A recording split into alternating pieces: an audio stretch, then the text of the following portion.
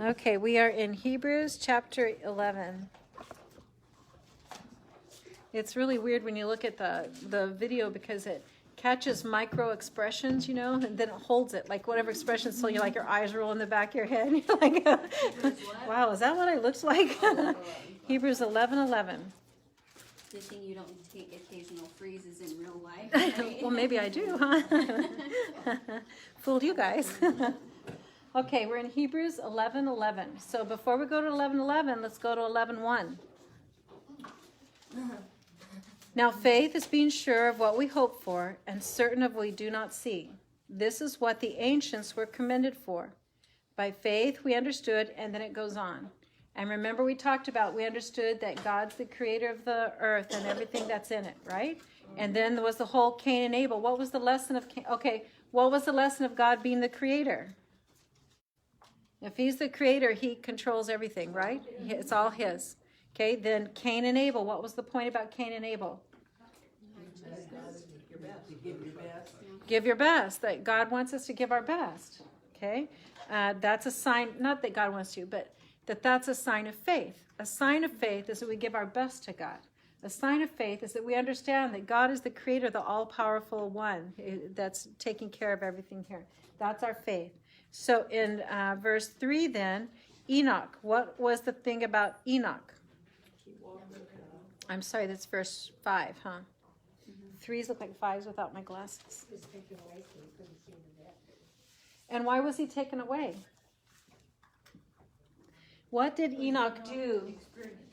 Lauren, do you not have any? I got some right here. I'm just trying to remember where I put them. What do we say? What was the characteristic of Enoch that was repeated? We went back and read that scripture. Remember, he walked with God. What does walking with God mean? He was with God. He talked to God. He was with God. He walked with God, and God took him to be with him. He didn't die. That would be pretty cool, to be such close friends with God that he says, hey, why don't you just come on up here? We'll forget that whole death thing for you. He walked with God. He was with God. He was close to God. So that's an example of faith, is having that closeness to God where we walk with God. We go through our daily lives with God. That's being close. That's having faith. Look at verse 7. What was the deal with Noah? You got stuff away. You get what? No way. Aha. Never mind. I do that too. I'm so glad I'm not the only one. What was it about Noah? He had faith to build the ark. He built an ark in the middle of the desert when there had never been any rain. No such thing as rain. The earth was being watered by a mist that came up from the ground. Noah's ark. Yeah. So that takes quite a bit of faith to act, even though everything around you says that's not going to be that way. So Judy, that would be likened to praying for your healing when all the signs are that it's not going to work out, right? It's that faith, that willingness to step out and do something, even though it may not look like it. So we're praying for Lavon and her healing. And we're going to keep praying for her healing, right? And God, the Creator, will decide whether or not she gets healed of that. But that doesn't change our faith to pray for her healing, right? That's that faith. And now we get to Abraham. It says, by faith, Abraham, when called to a place to go. Let's see, we're in verse 8. By faith, Abraham, when called to go to a place he would later receive as inheritance, obeyed and went, even though he did not know where he was going. Now, have you ever looked at Abraham much? Take a look at Genesis 12.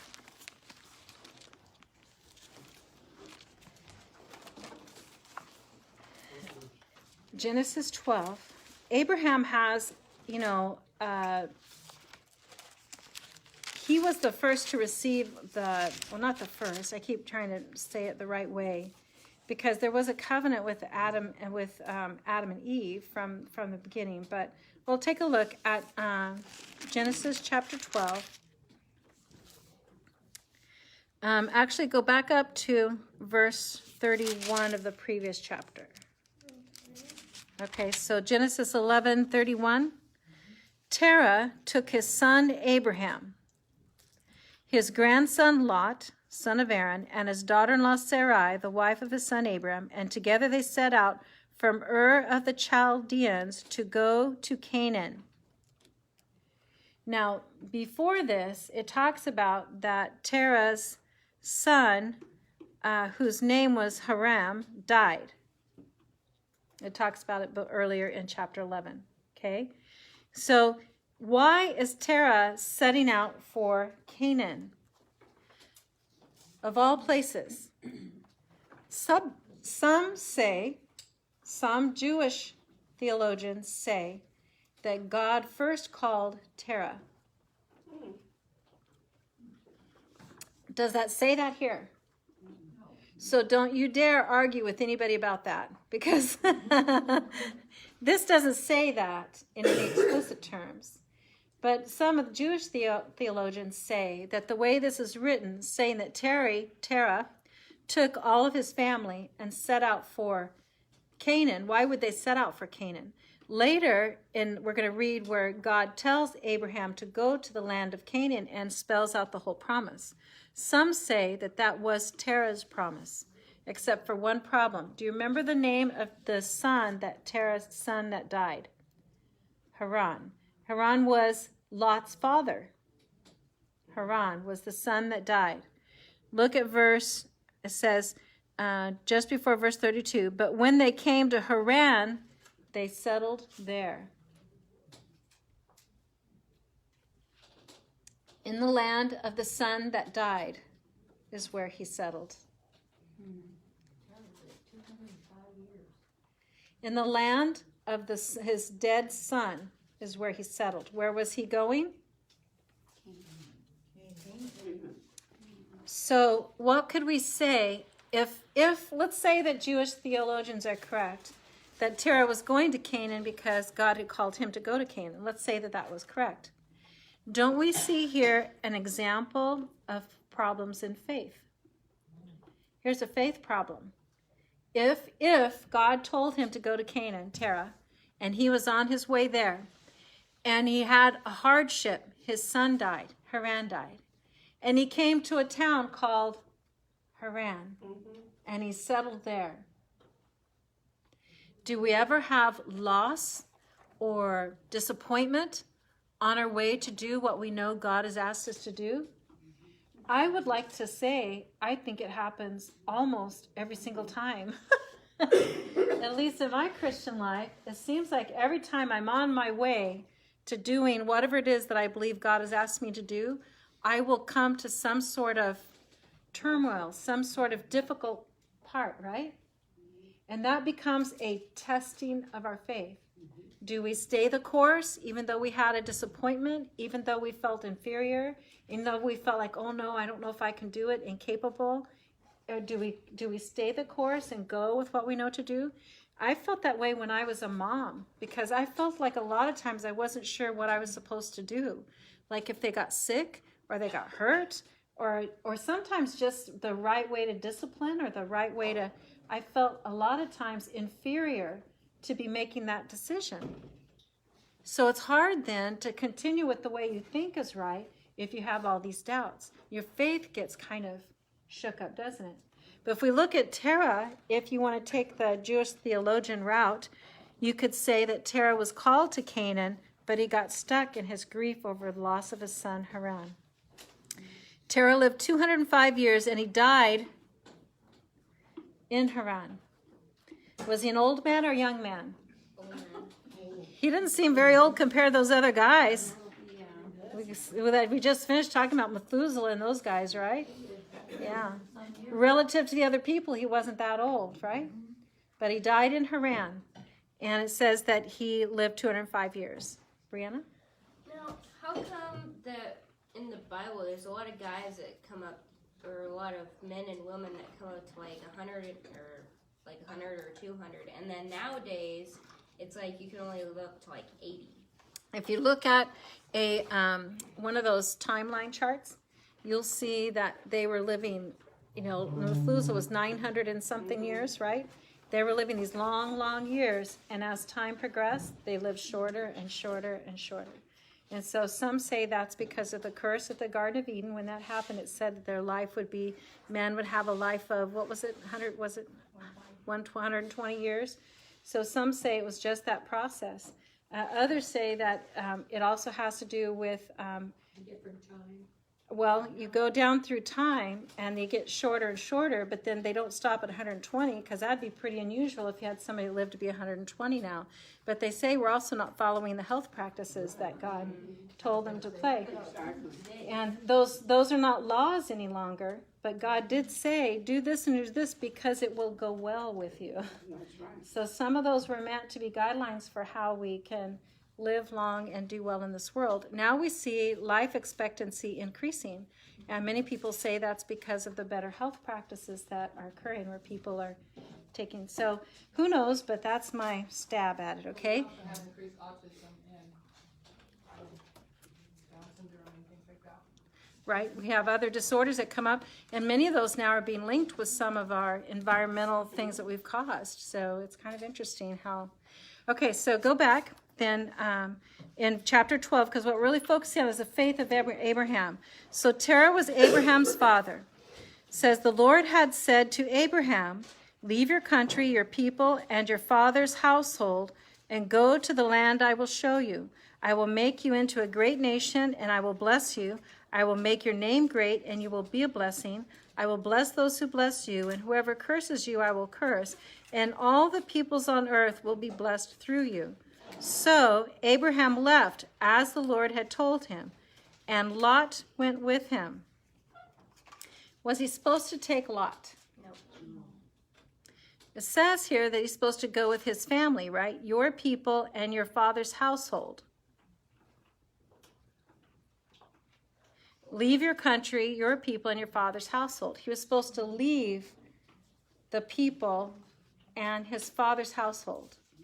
If it were true that God called Terah to the land, and Terah got to the land of Haran and stayed, and then died there, would there be a reason that God would tell Abraham to leave his father's household and leave his people? No. Well, he didn't. He took Lot with him. Was there any problem with bringing Lot? Seems to me there are a lot of problems with bringing Lot. We just read about Sodom and Gomorrah and all of that, right? All of that stuff happened because of Lot. That's where Lot settled, dividing the land, trying to find a place to live at peace. So Abraham had enough faith to go. But should he have taken Lot? Yes. Yeah, Eve? Yes, because Lot was a relative. But it says, Family. right, except it says right here, leave your country, your people, and your father's household. Okay, no, he wasn't. So Lot was a part of his father's household. He's supposed to stay. Which was interesting, because that's probably what Abraham said. Well, my brothers died. I need to take care of them. My father's died. I need to help. I'll help bring Lot along. It seemed like a good thing. It seemed like a good thing. Isn't How- that how we get in trouble? Because we interpret how we think it should be instead of going by what's actually there. And then we wonder why we have so many problems later on, right? And so many times those things seem good. Yes. In our eyes, they seem good. Mm-hmm. Our eyes, not in God's eyes. That's what's hard, because sometimes we second guess. Well, I'll bring Lot. I need to take care of Lot. There's all kinds of reasons to do it. But it says that he was told clearly not to bring his father. He's supposed to leave his father's household. So that is a clear command. But he decided. So Abraham didn't have good faith, then, right? No, he had faith. They even used as an example. What's the name of the guy they used as example in Hebrews? That I'm thinking, remember the pastor last week talked about why would you use that guy for his faith? Who was that? Lot himself. Lot himself. And we're thinking, well, Lot doesn't have faith, but he had a little faith, right? He had some faith. And Abraham had faith, but he didn't obey exactly. So God is recognizing the faith that he did have. He did have the faith to go out to a land he didn't know, because that was what he was told to do. He had the faith to go. That was a lot of faith.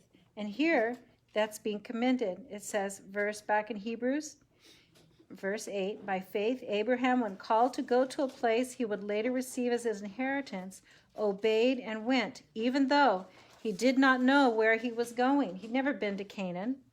By faith, he made his home in the promised land, like a stranger in a foreign country. He lived in tents, as did Isaac and Jacob, who were heirs with him of the same promise. For he was looking forward to the city with foundations, whose architect and builder is God. By faith, even though he was past age, and Sarah herself was barren, was enabled to become a father. Remember that part? Because he considered him faithful who had made the promise. In other words, Abraham considered God to be faithful. God made the promise, so he believed God could make happen what God needed to make happen. And so from this one man, and he as good as dead, in other words, he was too old to be having babies, right? Came descendants as numerous as the stars in the sky and as countless as the sands on the seashore. And then verse 13 summarizes all these people of faith. All these people were still living by faith when they died. They did not receive the things promised. What did they not receive? Abraham inherited that land. He got big, had lots of generations. What did he not receive? Let's keep going. They only saw them and welcomed them from a distance, and they admitted that they were aliens and strangers on earth. People who say such things show that they are looking for a country of their own. If they had been thinking of the country they had left, they would have had opportunity to return. Instead, they were longing for a better country, a heavenly one. Therefore, God is not ashamed to be called their God, for he has prepared a city for them. Jesus says, I go to prepare a place for you. And when I go and prepare a place for you, there are many mansions. If we're not so, I would have told you. He's going to make a place for us. That place that's with God, they never saw. Abraham didn't see that. Abraham saw the promised land, which was Canaan, but he didn't see the promise of the future. That was in the horizon. This Messiah that was going to come, all of that was for the future. Verse 17. By faith, Abraham, when God tested him, offered Isaac as a sacrifice. Oh, I hate that story. He who had received the promises was about to sacrifice his one and only son, even though God had said to him, it is through Isaac that your offering will be reckoned. Abraham reasoned that God could raise the dead. And figuratively speaking, he did receive Isaac back from death. Do you see that there? That's the kind of faith Abraham has. Abraham didn't know why God told him to sacrifice his son. That makes no sense. That is not what he would expect to have happen. But he figured, well, God could raise him from the dead. Is that the story where he sacrifices his little boy? His son. Mm-hmm. Okay.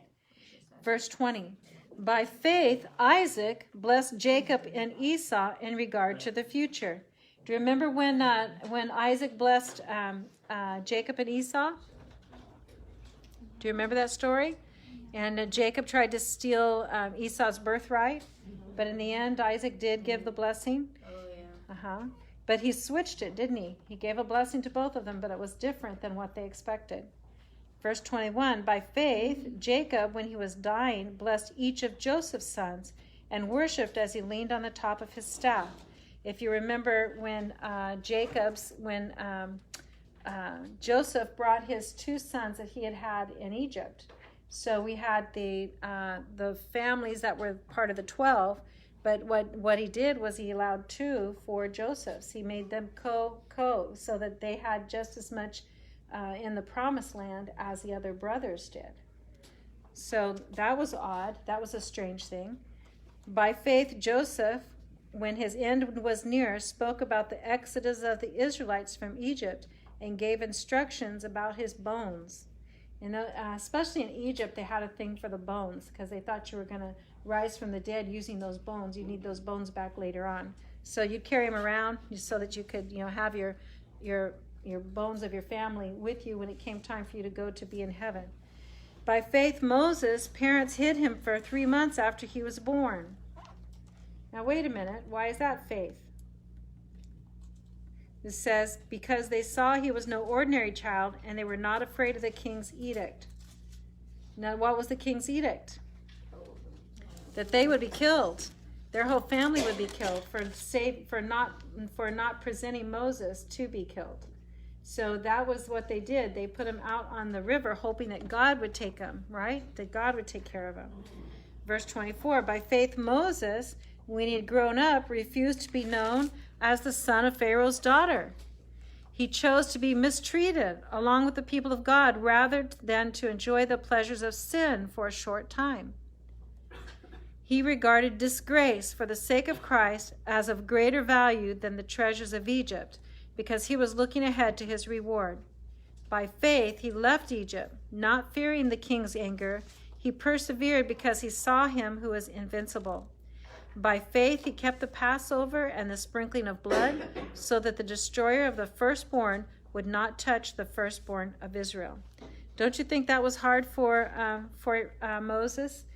He didn't feel like he was a very good speaker, and yet he was supposed to go back. They were the ones who killed him and chased him out of, or tried to kill him and chase him out of the place. He's a criminal there because he had killed the person who was there that was abusing the Israelite. So he's going to go back, his modest shepherd self, right, to Egypt where it's all, glitz and glamour, and he's going to show up as a shepherd. And he knew how lowly he was in their eyes because he used to be one of them.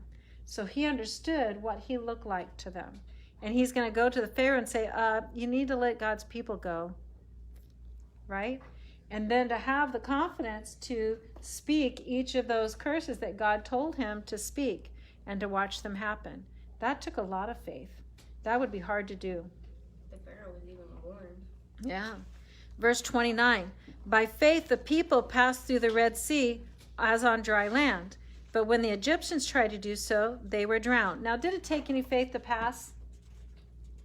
Oh, yeah. The waters piled up on the sides. That took faith. Well, you got the Egyptians behind you, coming at you. Mm-hmm. Yeah, but you still got to step out between that water. Yeah. You gotta trust God. Verse 30, by faith the walls of Jericho fell after the people had marched around them for 7 days. Now, the first day you march around, maybe you're thinking something's going to happen. By the second day, you're going, nothing happened the first day. And we marched around, blew the horns. This is silly. So how would you feel about it the third day and the fourth day and the fifth day? That took a lot of faith. I would have felt really goofy. Like, how many days are we going to be walking around this blowing our horn? This is not working out so good. Did you even get to sleep when you were walking? I think they just every day they'd walk around and then they'd go back and wait. But we do that right now. We pray for something, and by faith we continue to pray for that even though we think our prayer hasn't been answered. Yeah. I think the prayers for healing are a good example. Mm-hmm. 7 days.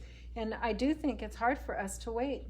We act like there's a really good story. I think Osteen uses it. I've heard a couple different speakers talk about the time that Jesus cursed the tree because it wasn't producing fruit, and he cursed the tree, but nothing happened to the tree. It looked normal. When they went back into the city and when they were coming back, the disciples noticed that the tree looked dead. When was the tree dead? It was dead when Jesus spoke the curse. When he said, this tree is dead, it was dead. But it took a while to see it. Mm-hmm. And a lot of times with things that God is doing, he has his way that he's doing things, and we don't always see all of it. And so sometimes it takes a while. And you hope that God will give you something to do that's not quite so obvious, like walking around a wall and blowing your horn. But do you have the faith to do what he's asked for you to do would be the difficult thing, right? Verse 31, by faith, the prostitute Rahab, because she welcomed the spies, was not killed with those who were disobedient. Okay, Rahab was a harlot who lived in the wall of the city, convenient place for people going in and out. And she hosted the spies and let them out through a window, I believe. And then she left. They said to leave a red cord there, and they'll know that that's her place, and she would be safe. So she protected those men. Verse 32. And what more shall I say? I do not have time to tell about Gideon, Barak, Samson, Jephthah, David, Samuel, and the prophets, who through faith conquered kingdoms, administered justice, and gained what was promised, who shut the mouths of lions, quenched the fury of the flames, and escaped the edge of the sword, whose weakness was turned to strength, and who became powerful in battle and routed foreign armies. Women received back their dead, raised to life again. Others were tortured and refused to be released so that they might gain a better resurrection. Some faced jeers and flogging, while still others were chained and put in prison. They were stoned, they were sawed in two, they were put to death by the sword.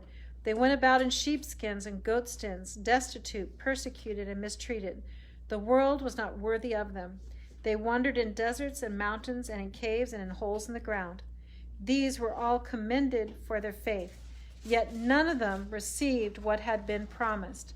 God had planned something better for us, so that only together with us would they be made perfect. What does the word perfect mean? Complete. When you see that word perfect in Scripture, you need to think complete. In other words, fulfilled, complete, everything resolved. We have not yet come to that time. We are getting close to that time. It's coming closer and closer, but we are still in the struggle that goes on here on earth before that time happens. Like when you have a sheet of math that you do and you complete it and the teacher says perfect. Complete. It's complete. Right. So when we are looking toward Christ, we are looking toward when everything will be fulfilled and complete. This time will be over, and then we'll experience a new heaven and a new earth. And what's that going to be like? New heaven and a new earth? A new heaven and a new earth. So I have a question though. Well, take a look at Revelation chapter 12. I believe it's chapter 12. Revelation chapter 12, I think that's where it talks about the new heaven and new earth.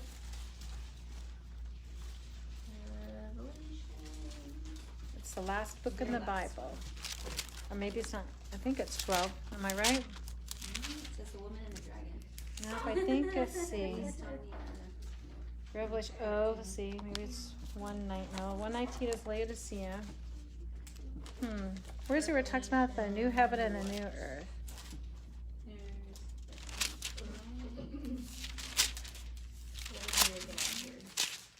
I'm sorry, I don't have the right. There it is, 21, chapter 21. Revelation chapter 21.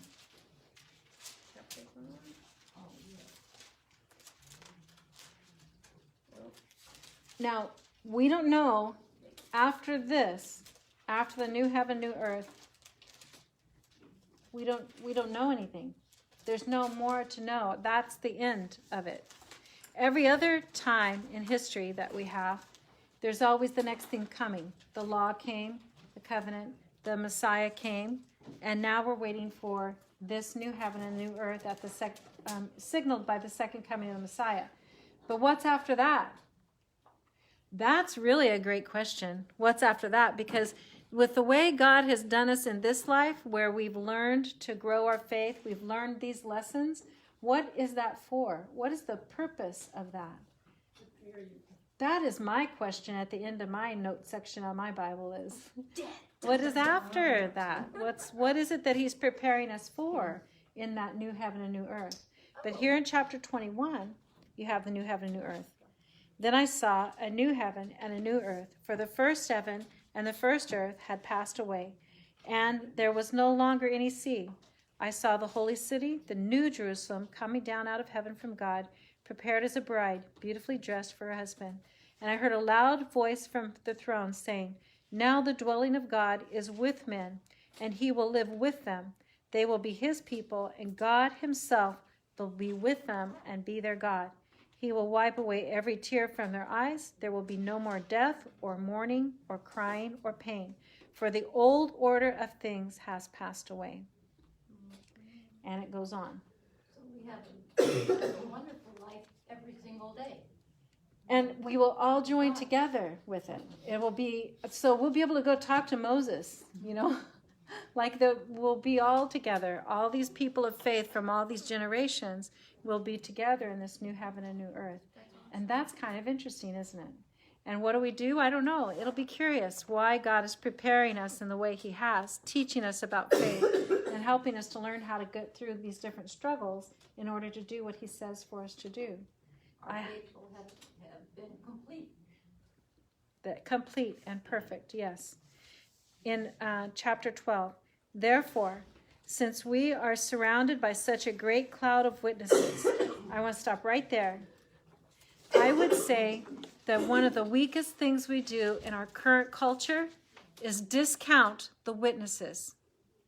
We tend to discount the faithfulness of our own ancestors, the people in our own line who live their life in faith. Now, they might have been rascals and done things they shouldn't have done, but boy, there's plenty of that in even these names that were listed here as being examples of faith. They had a lot of faults, but God listed them the writer here listed them as examples of faith. So who do you have? Who's your example of faith? Who are the people that you know in your family and in your history that had faith? Have you ever written it down? Have you ever asked your grandmother or your great-grandmother or anyone about, was your dad a believer? Was your mom a believer? Ask your grandparents, are they believers? Do you have any history? And if you don't, have you written anything down? Have you ever even just made a note, a list of the times in your life when you had certain struggles that you really had to just act on faith? Have you even thought about it for a moment? In our current culture, we just let things go by. And we don't record it, and we don't remember the lessons of the past, and our progeny can't learn our lessons. If I were to take the time to describe some of the things I had to struggle with and had to really rely on my faith to get through, maybe little Jet, who was born last Saturday, maybe someday he'll be struggling with things, and he could read my notes and say, my grandma struggled with this or that. Maybe it would help me if I, if I believed and had my faith. We could encourage our generations. Because we become the cloud of witnesses. We're the cloud of witnesses for one another. And all these people of faith, Lot is up there going, go for it, you can do it. I had a hard time believing, but I believe you can. Go for it, right? These faulty characters of biblical history are in the stands rooting for you and for me as we walk our lives of faith. There was the weeping prophet. Do you struggle with depression and anxiety? There was actually a prophet who struggled with depression and anxiety his whole life. He's in the stands going, go for it, Eve. You can make it through. You can do it. Keep working on that attitude. You'll get it. Right? These people that are in the stands are cheering us on because they struggled and they know what our struggles are. And they're cheering for us. So it's in that there was one VBS where they had this picture of these big stands, and that was the backdrop for all the walls, where these stands, the cloud of witnesses, all these people that are watching and seeing what's happening with us and cheering us on. That's what this is talking about. We are surrounded by such a great cloud of witnesses. Let us throw off everything that hinders and the sin that so easily entangles, and let us run with perseverance the race marked out for us. It's a race. You're in a race, and people are grabbing at you, trying to keep you from making your race, but you just cast them off and you just keep going.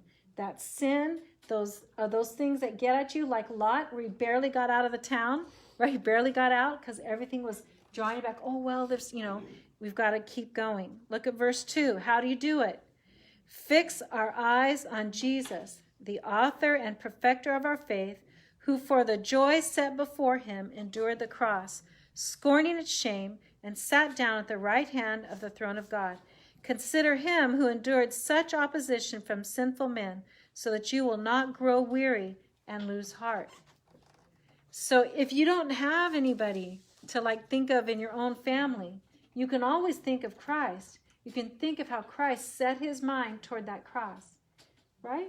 You can think of that. You can think of your family member. You can think of other faithful people. We have to remind ourselves about the people of faith in our existence. Christ being the great example, how he set his mind toward doing that. Did he want to go to the cross? No. Did he say, "Oh, goody, I get to go die on the cross today"? He was scared. He was in great turmoil of that. That was not something easy. So when's the last time you did something that you knew God wanted you to do, but it was not easy? You did not want to do it. You just did not want to do it, but you knew you had to. Does anybody have an example like that? I know I've been on the other end where people have asked me that kind of question. I'm always thinking, well, I don't know if I really want to tell you about it, but even if I could think of one, I don't really know if I want to share it because it's such a struggle. It's such a struggle. So God tells us to not be timid. He has not given us a spirit of timidity or fear, but to be bold, to step up and do what we need to do. So we use Christ as our example. We use these other people of faith and the things they struggle with and what they do, and that inspires us then to go ahead and go forward. So if you were going to take a Bible verse to put in front of your toilet, this would be a good one right here. It's where it says, "Let us fix our eyes on Jesus, the author and perfecter of our faith, who for the joy set before him endured the cross, scorning its shame, and sat down on the right hand of the throne of God." Let's skip on down to verse 4. "In your struggle against sin, you have not yet resisted to the point of shedding your blood, and you have forgotten the word of encouragement that addresses you as sons. My son, do not make light of the Lord's discipline. Do not lose heart when he rebukes you, because the Lord disciplines those he loves, and he punishes everyone he accepts as a son." Hang on. Oh, Brianna. You'd just be grateful for it, right? Hold on. What does that say there? In your struggle against what? Anything? No, not anything. Against what? It says right there, the 3-letter word. Sin. In other words, the other was talking about the struggle that comes against us, right? This is talking about the struggle from within, the sin that entangles us. Oh, it's no big deal. It's no big deal. I just have, a drink with dinner every evening, and sometimes I do say things I shouldn't say, but it's not that big a deal. Oh, it's no big deal. We're just sharing with each other about people, and sometimes when we talk it out, it helps us to kind of be able to put up with so-and-so who's such a jerk all the time. Oh, it's no big deal. We're going to have a potluck, so we should have 3 plates of food because God likes things done in 3s. Gluttony, gossip, the sins that entangle us, they start little, right? They start as a little gossip can start as just a little rolling of the eyes, a little to someone, and then it's a comment that you make to someone in private about someone else, and then pretty soon you're in a little group of 5 or 6 people and you're sharing all kinds of little tidbits that It's hard when you find out a tidbit about somebody. It is really hard to keep your mouth shut.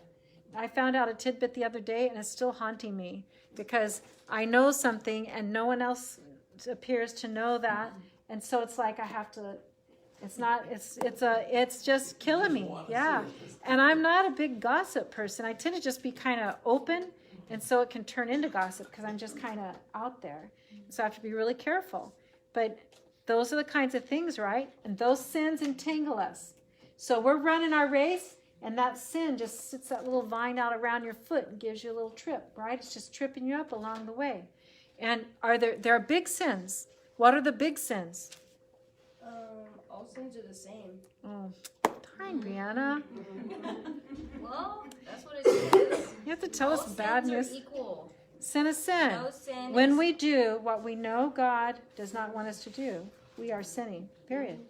I was kind of laughing a little bit this morning because I was reading Ephesians 5 in the Message paraphrase, and it says, verse 8 through 10, "You groped your way through that murk once, but no longer. You're out in the open now. The bright light of Christ makes your way plain. So no more stumbling around. Get on with it. The good, the right, the true. These are the actions appropriate for daylight hours. Figure out what will please Christ and then do it. Like, it's that simple. Like, you have it all laid out for you and you want to try to say, well, it's so complicated, but you have all these examples and all these things to go by and stories of. And does people God and hold how us they lived. against us if we think we're doing what he wants us to do and we find out later, ooh, that's not quite right? Well, obviously not. No, he People just doesn't. write about. He doesn't hold that against us, right? So when the church in Laodicea in Revelations, the church of Laodicea was criticized, and it was criticized because they were doing wrong all the time. They were sinning all the time. But they didn't know. No, they did know, and they didn't care. The church of Laodicea knew what they were doing, and they didn't care. They didn't feel like it was important. So it's the sin that can so easily entangle us is a problem. And all of us face it. It's different. It could be different for any one of us. And if I were you, I would pray not that God shows you all your sin, but that he gives you one. Because working on one is enough. Help you a lot. Help you work on one. And then he'll reveal the next one. You can keep working on it. Meanwhile, we'll forgive you all the time. We'll forgive all the others while God's working with you on the one you know about. This last few days, there was a very interesting article, and of all things, nobody probably relates to the Navy Times, and it dealt with a huge scandal that involved a number of very senior Navy officers going back almost 10 years. Anybody ever hear the term Fat Albert? And how this Malaysian businessman, how he entangled these Navy officers was by giving them little things at first. And basically, the little things grew into big. There you go. That's what happens. Yeah. That, so they were easily entangled, and it's caused, admirals, captains, down a world of hurt because they got entangled. And that's exactly what happens to all of us. It starts with a small thing, and then it grows. The flame gets fanned. Yes. Okay, look at verse 7. Endure hardship as discipline. Wait a minute. Hardship as discipline. Now, is that the same thing as sin not entangling us? No, this is a different thought. The sin entangling us are the little things we allow to happen, and then it grows bigger and bigger. Like you said, first it's just a little this, a little that, no big deal, but then pretty soon it's this and this, and we let it go. So that's sin that's entangling us. But he says here, endure hardship as discipline. In other words, when we go through hard things, it helps us get stronger. Deanne and I have shared how a good teacher sometimes steps back and lets you do it to see, so that you can see what you can do, and so that as a teacher you can see what you can do. If we don't step back and let you do it independently, you never gain independence. You will always be dependent on the prompt or the coax or the pointing or the gesture or whatever it is. So at some point you have to say, okay, now this is going to be, in our society we call it a test or a quiz, or what we might say if we're working with a student, we might say, let's see what you can do without me helping you, and you basically step back as the teacher and you watch very closely. You are very present. This is not a teacher that walks away and leaves you alone in your misery. God is right there. He is present and he is watching, and he's saying, Jerry, I know you can do this. Jerry, I know you can do this. You can. Come on, Jerry, you can do it. But God's not saying it to Jerry because he's giving Jerry the chance to actually do it. For Jerry to trust and believe and have the confidence in what he knows from God, even though God's not right there saying, see right here. He's gaining an independence and he's getting stronger in his faith. What happens to a child if you're trying to teach them something and you're always helping them? They don't learn. No, they become dependent on you. One of the greatest things you can give your children is the opportunity to fail. Right. Exactly. Right. So how does a child learn to stand and walk? Exactly. You have to let them try to stand and walk. If you keep them in the walker, they're not going to learn what they need to learn about balancing themselves and standing and walking, right? This is a basic tenet of how God works with us. Though it's said here in verse 7, endure hardship as discipline. Now let's say that in your head you're going, well, God didn't really allow this to happen. This is just the normal circumstance of life. It's just a hard thing you have to go through. But here's the thing. If you're a Christian, God says nothing will come to you that he has not allowed to happen to you. No temptation is overtaking you, but such as is common to man. And God will provide a way of escape. God has provided a promise to you that nothing will be too hard for you with him. So you can trust that no matter what it is, if you don't actually see God just doing it and it's hard for you, you need to say, okay, this is like discipline. God is letting me see what I can do. Okay, I need to step up and do. What is it that God wants? He wants me to be confident. I know, I'm scared to death, but I'm just going to be confident. I'm going to pretend I'm confident. I'm going to put on a confident face. I'm going to say it. I don't want to say that because I know so-and-so is going to get mad, but I actually know I'm supposed to say it. But I'm just going to say it anyway. And I'm going to try to say it in the right way, right? We go through all this inner adjustment, and what we're doing is we're learning. We're learning the Lord's discipline. We're learning how to behave. God is treating you as sons. For what son is not disciplined by his father? If you are not disciplined, and everyone undergoes discipline, then you are illegitimate children and not true sons. In other words, God loves us too much to not allow us to struggle with some of these things, because he wants us to grow and to learn. He loves us too much. If he didn't love us so much, he'd just ignore us and let us do whatever we want to do. We'd be illegitimate sons. Moreover, we have all had human fathers who disciplined us, and we respected them for it. How much more should we submit to the Father of our spirits and live? Our fathers disciplined us for a little while as they thought best, but God disciplines us for our good, that we may share in his holiness. No discipline seems pleasant at the time, but painful. Later on, however, it produces a harvest of righteousness and peace for those who have been trained by it. Therefore, strengthen your feeble arms and your weak knees. Make level paths for your feet, so that the lame may not be disabled, but rather healed. We'll start there next time. Starting at chapter 12, verse 14 is where we'll start next time. Chapter 12, verse 14. Therefore, strengthen your feeble arms and your weak knees. Quit being so scared. God, the creator of the universe, is with you. What are you so afraid of, for Pete's sake? Step up and do what he's asking you to do. There's nothing to be afraid of. He's with you. Learn the lesson that you need to learn and move forward. Okay, we'll start in